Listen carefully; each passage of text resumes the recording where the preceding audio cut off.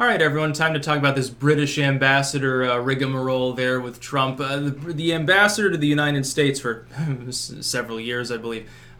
There were leaks a while ago exposing the fact that he was saying unkind things about our president. That he was inept, that he was incompetent, that his administration was basically fucked up and chaotic. And then he's like, well, but don't write him off, like towards the end in his communiques back to the UK. So it's basically, Trump is incompetent, but he's not that incompetent, so, be careful. It doesn't make any sense. Typical double speak of someone who's trying to be a backstabber, fucking little gutter snipe. Anyway, Trump is saying, I'm not going to deal with the dude anymore. Pick a different ambassador because this dude's toast. I'm not going to talk to him, which is good. He should be assertive, but I thought of something else. And if he does this, it'd be legendary. Trump should accept Tommy Robinson's asylum claim in order to disgrace the British government right now. It'd throw them into chaos, give them a taste of their own medicine, assert hegemony over the British.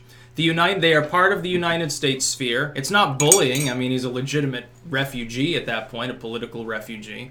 He's being discriminated against by his own government. He's being railroaded by his own judicial system. He's being mistreated at every possible level. He's got a legitimate, in my mind, asylum claim. The claim, even in continental Europe, which is tyrannical enough, in most countries in Europe, a judge cannot say it is illegal for people to talk about this criminal case because it might prejudice a jury. It doesn't make any sense. Because if you have to tell people that, it's already known about anyway. The fact that Tommy Robinson did a Facebook live stream outside of a court did not prejudice a jury. If anything, because he's so disliked by everyone because of constant BBC and Guardian propaganda against him, it prejudiced a jury into letting the defendants go. Just out of spite for evil Nazi Tommy Robinson, which he's not. But he helped found the English Defence League years ago. Oh, the one that he left behind? That's like saying that Gavin still has something in common with today's Proud Boys that are a defunct group. He retires it, gets rid of them, says there is no Proud Boys anymore. People take up the banner anyway and start doing crazy shit, and somehow he's responsible for a group he dissociated from years ago and has nothing anymore in common with, that doesn't even like him, I think. It's like saying that Milo is a hateful Nazi because he was palling around with a couple of people years ago. No, he's not. It's very funny when the gay dude that's married to a black man gets called a Nazi, but that's the state of Salon and Vox and Huffington Post and all these other groups. They think everyone's a Nazi.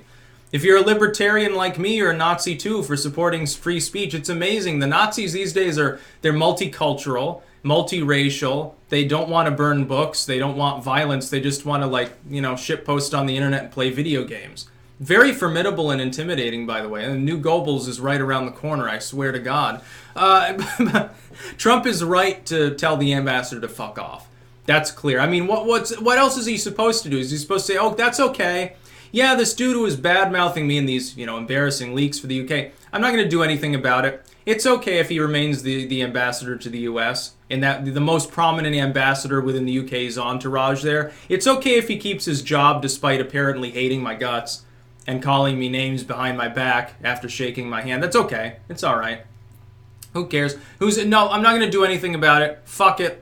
Who cares about decorum within a diplomatic sense? It's very funny because the British are not known for this sort of thing anyway.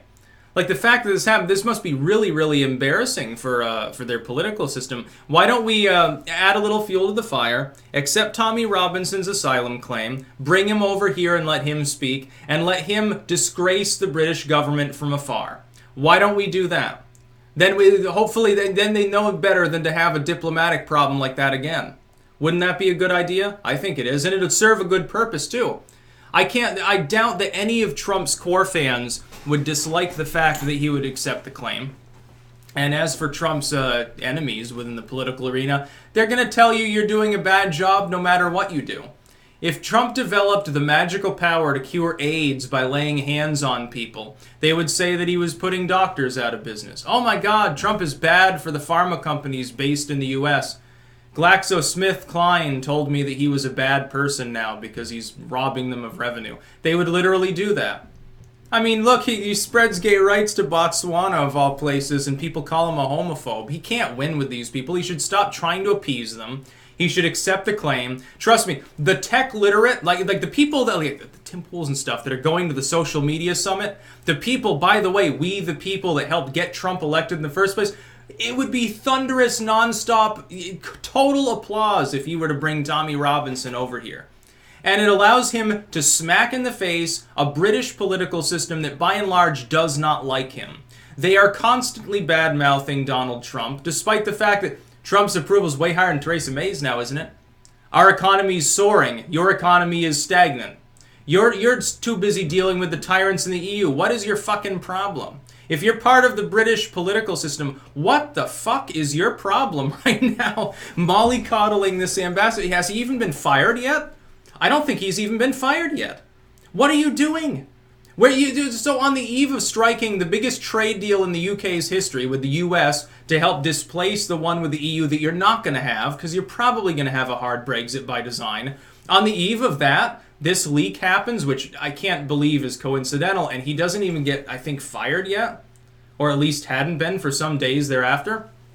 Trump is saying, our president is saying he's not going to deal with your ambassador, dude. You might want to appoint a new one.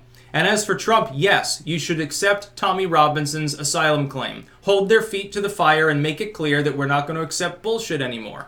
The internet should be run lock, stock, and barrel by the United States anyway. All the big tech firms are in Silicon Valley. They need to start conforming to U.S. norms, U.S. civics, and U.S. law, and not bend over backwards for the EU's tyrants like Macron and for the UN.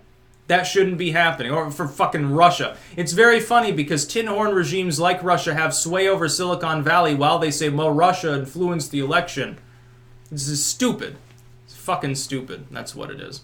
Yeah, that's what I would suggest for Trump. And I hope that people, by the way, and this is no joke, keep leaning on those people that are going to the social media summit. One of you, whether it's Tim Pool or PragerU or Ben Garrison, it doesn't matter who it is, you must tell the president, he's surrounded by tech advisors that by and large almost certainly are politically partisan enough to believe organically, I don't think there's any ulterior shit here, they just believe that tech censorship is aimed at conservatives or people on the right. That's not true. They need to be told it is about the money. These groups are being leaned on by a bunch of pink-haired freaks through advertisers. That's fundamental, and banks. That's basically what it is. Those groups want more money. The tech firms smell blood in the water. They say, hey, we're not making as much money off these problematic content creators anyway. We'll just kick them off, and we'll get more money. Tim Pool posted an interesting infographic the other day.